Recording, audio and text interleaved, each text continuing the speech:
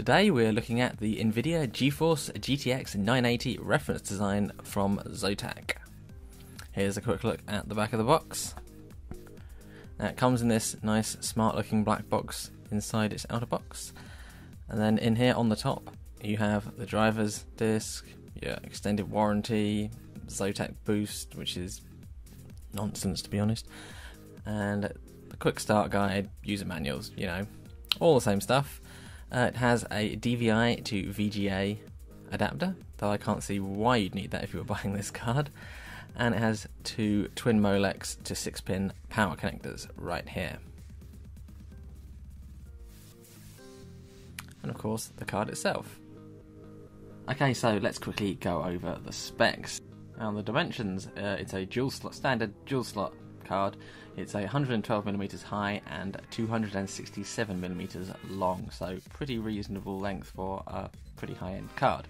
The core clock is 1126 MHz, the boost clock is 1216 MHz, though I assure you it will go a lot higher than that. It has 4GB of GDDR5 Samsung high-quality memory clocked at 7010 MHz effective. It has a 256-bit interface with a new compression technology that actually makes that okay for people that panic too much. The memory bandwidth is 224GB a second.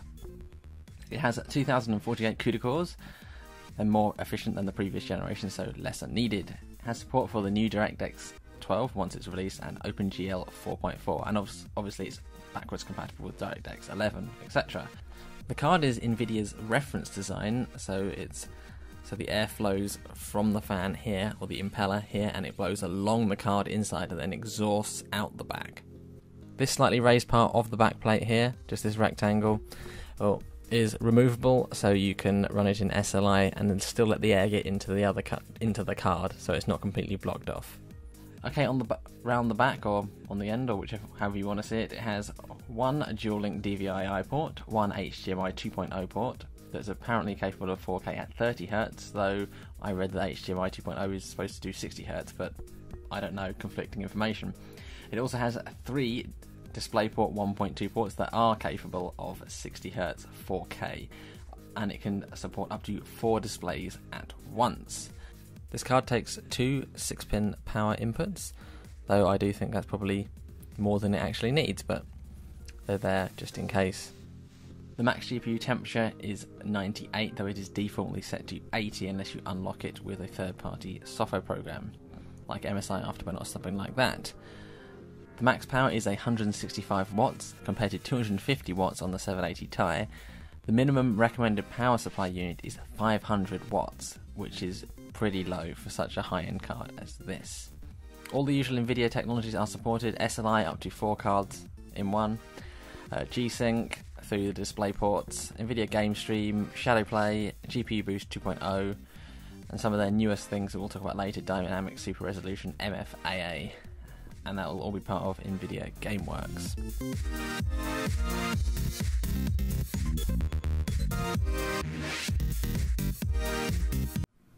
Hey there, okay, so let's talk a little bit more about the GeForce GTX 980 graphics card. And first thing I'd like to say is, it is a total beast.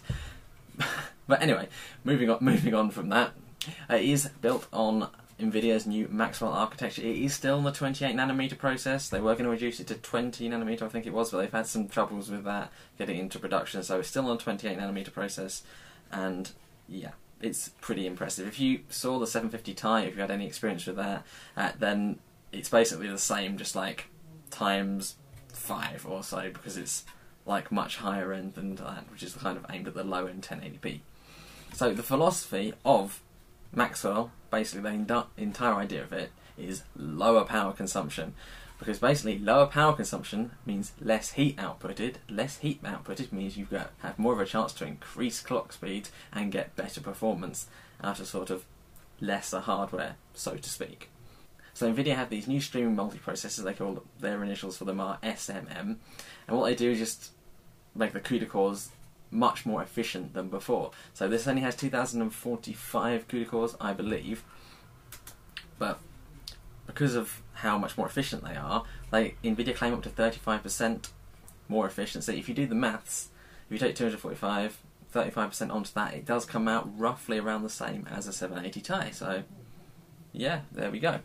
Okay, so how these stream processors work is there are 16 stream processors, SMMs, and they are divided into 128 CUDA cores per streaming multiprocessor, sorry, and each then is divided into groups of 32 within it. And each of these groups of 32 have their own instruction sets in there. So it can make requests and you can only use little amounts, and that is a huge saving on the power efficiency. So yes, that is made a big improvement. Another thing they've done, they have reduced the memory bus to 256-bit. And I know people are going to be like, oh my god, but they're talking about 4K, how are you going to run multi-monitors like that? But don't worry, they've got that covered. They've done two main things. They've increased the level 2 cache to 2 megabytes now. And what that does, it means it doesn't have to send as many memory requests, so it can like store it up and then send fewer requests to the frame buffer. And that saves you power, yeah. It's all very good. The other thing they have, I'm going to have to look at the screen for this, is lossless delta color compression algorithm. And all this does is make the most of the memory bandwidth. Now this is something similar to what AMD have in the R9 285 actually, though that's not as impressive, to be perfectly honest. So basically it uses 25% less bytes per frame, and therefore you can use a smaller bus for the same, to get the same, or even in this case more performant, or even a better performance in kind of multi-monitors and 4K streaming or 4K gaming than you could before, or even though it was a 384-bit bus in the previous generation. And once again, this is all in the name of saving power, and once you see the benchmarks, you'll see that it has worked. Okay, so let's quickly talk about some of the new technologies that Nvidia have included in this beautiful new card. Well, I say beautiful new card, but you all know the Nvidia reference design is exactly the same, but I think it looks pretty damn good. Nice and metal, not cheap and plasticky. And it doesn't sound like a plane taking off. Anyway, so the first thing we have is VXGI, which is real-time voxel global illumination. Now, basically this is a really cool real-time lighting effect.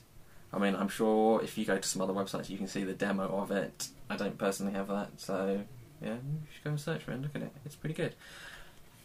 Obviously this will have to be supported by games before it actually can work, but the demo that they've shown it looks pretty good. I'm excited to see that in a game. It's part of Nvidia GameWorks, and I know Ubisoft use that, so yeah, maybe we could be seeing that in the future.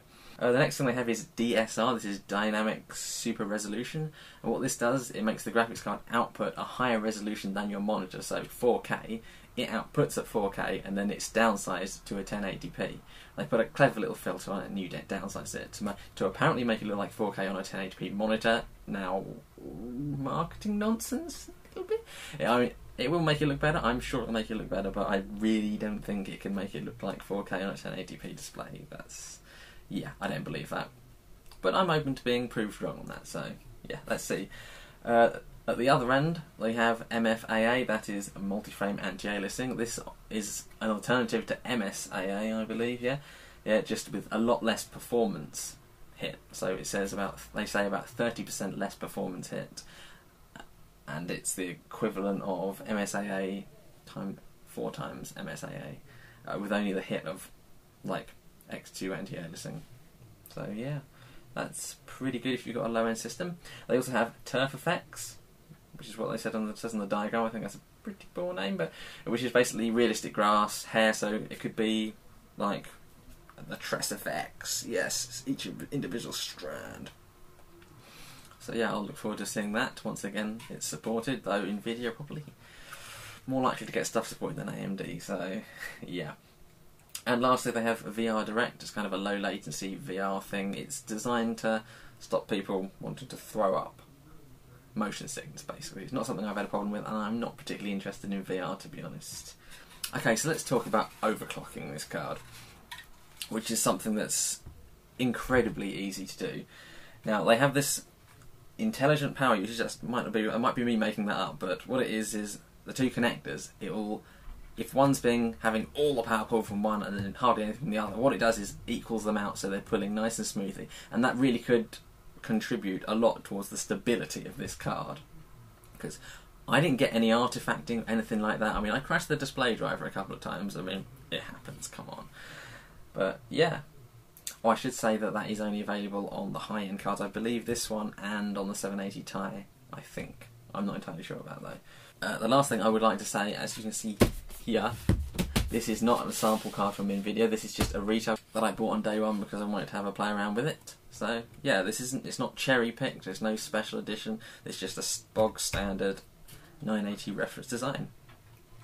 Okay, so with the overclock in it, it was kind of like a quick and dirty overclock. I didn't spend ages and ages and ages because this overclocked so well. I could have been here forever. It's one of those things where you go up in like 20s and then you start getting impatient and you go a bit higher. The base clock I got in the overclock was 1400 megahertz, which I've never experienced anything like that. And the thing is, it never actually got to 1400 megahertz, and I don't mean upwards, I mean downwards. It stayed at 1500 megahertz the entire time through my entire benchmarks. It stayed there. I mean, I pushed it a little bit higher, and like the display started crashing. Like I said, the display driver started crashing. So 1500 megahertz on a standard card that's not been cherry picked, and even better than this, I didn't increase the voltage at all. I mean, I could increase the voltage and see how far it would be, but I think your average kind of person doesn't want to do that. Though maybe someone buying this card would do that, but yeah, I didn't do that. Okay. Out of the box, it does have an 80-degree limit set to it by Nvidia. You can change that with third-party software. You can go up to 95, I think, maximum. I kept it at 80, again, because I think your average consumer is going to leave it at 80 to be safe. And the good thing about it, it works intelligently. It goes right up to the maximum boost clock, and when it gets to 80 degrees, it'll just start lowering itself down. But it's not like, if anyone used the R9 290X, the reference design on that, it would go, and you end up like it would end up at like 400 megahertz. It was just so, it was all, literally, it was an all or nothing thing, whereas this is much more intelligent. It will drop it by a couple of megahertz, up, down, and yeah, it works really, really well. Just two more things for the benchmarks. I did benchmark some Ubisoft games, Assassin's Creed 4 and Watch Dogs. The problem is they've limited them to 60 frames per second. And even at the highest ultra settings at 1440p, even at stock, this thing could do it. So I've just left them out. So if you want to play those games, that's fine. This will play it easily. Like, no trouble. So yeah. And as previously mentioned, all the benchmarks I've done at 1440p because, yeah, this kills 1080p. This isn't. If you're buying this for a 1080p, then you're insane. Okay, guys, so have a look at the benchmarks.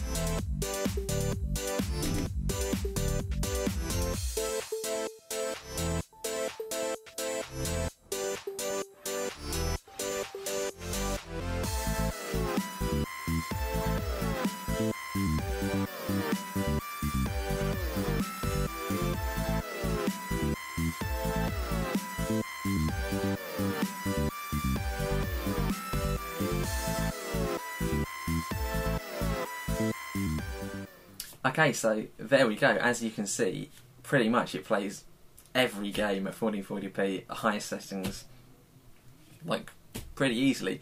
I would say the exception is Crisis, but I do benchmark that right at the beginning of the game where it's raining and it's horrible, and I just go from where he gives you the gun and I go with him up the stairs in the rain to the door, stop it. So that's not really like the rest of the game. Well, is a much higher frame rate, but that part's pretty demanding. So, what I'd be interested to for you guys let me know. Would you rather I carry on doing like the really difficult part, or would you rather I benchmark it in a place that after the first 30 seconds it's not going to be like that anymore? So, yeah, I'd like to say that. So yeah, with the overclock on top of that, I mean, we're adding on like some games 10 or 11 frames per second in an overclock at 1440p. I mean, it's just really impressive. And as for the 3D Mark Firestrike Extreme score, that obliterated anything that I've ever had on my system before. And the thing is, like I said before, I didn't super overclock it. There's so much more to come just from this card. If I really sit down for hours and like tweak it, put the voltage up. And like the custom cooled ones and stuff will just, once they've had a chance to bin them and take the best chips and that, like the special overclocked versions, like the MSI Lightning versions and whatever, they're gonna be insane. They're just gonna be, I mean, I'm really kind of speechless. I've just never known a card to go this high and stay there consistently. It's just really impressive. It's kind of like, I don't want to get carried away because, you know, in a year's time maybe this won't be a big thing. Maybe all cards will be like this, but at the moment, wow. Wow. As for the temperatures when it was running, they didn't even reach 80 most of the time. If you're running like a benchmark that's constant, like Valley or something like that over and over again, yeah, it will get up to 80 and it'll start throttling down, but it only throttles down by like 100 megahertz or something. It doesn't drop loads. So, and if you put a custom fan curve in, I mean, this is not a noisy cooler, not even slightly. So, and then if I put my fans in my case in performance mode, then you're never ever in a million years gonna hear this over it. I have to reiterate how impressed I am with the reference cooler on this. I used the T90X and it sounded like a plane taking off. It was just so awful. I mean, I would question even selling something like that because it gives a really bad look to the graphics card. Not what I don't mean just that the AMD one looks ugly, but it made the card look really bad. Well, the T90X, it isn't a bad card, just it has power consumption issues and heat issues as a result of that. I'm blown away by this card. It's like, I knew it was going to be quite good, but I really didn't have a clue just how good it's going to be. It was going to be, it's like some sort of black magic. I've never seen a GPU running at 1500 megahertz the whole time. I mean, I had it on Zotac Firestorm and I was like, that can't be right. So I got GPU Z out and I was like, wow, it says exactly the same. Wow. I mean, hopefully AMD are lining up something equally as impressive in the next couple of months, because if not, then you've really got to start fearing for them, because I don't see a single reason to buy a T90X. Well, other than the price at the moment over one of these, but apparently the 970, which I haven't tested yet, is, from what I read, just as good as this one. Obviously just a little bit less lower down, and better than the T90X still. So, and that's like starts at £260 at the time of making this video. So, I mean, this was $430, which you expect to pay for an Nvidia high-end card. In fact, I'm just surprised it wasn't $530, to be honest. I remember the 780 coming out. So yeah, I don't think I have anything else to add on that. It has better performance than a T90X. It's quieter. It's got better power consumption, less noise, and although it's more expensive, it's probably worth it. I would, in my opinion, right now, it's worth it. So there we go. So thank you guys very much for watching. I know I've been away a bit. I had to kind of save up money so I could buy one of these. I've got a few more videos coming up, and I'm funded by myself, by me going out working, getting money, and then buying stuff. So, and I found tech stuff really difficult to sell off. So there we go. Yeah. So let me know down there, what do you think of the 980? Are you as amazed at it as I am, or are you kind of bit nonplussed, or just looking forward to what AMD are going to come out with in response? Because I'm definitely looking forward to that. So yeah, thank you guys very much for watching, and I will see you next time.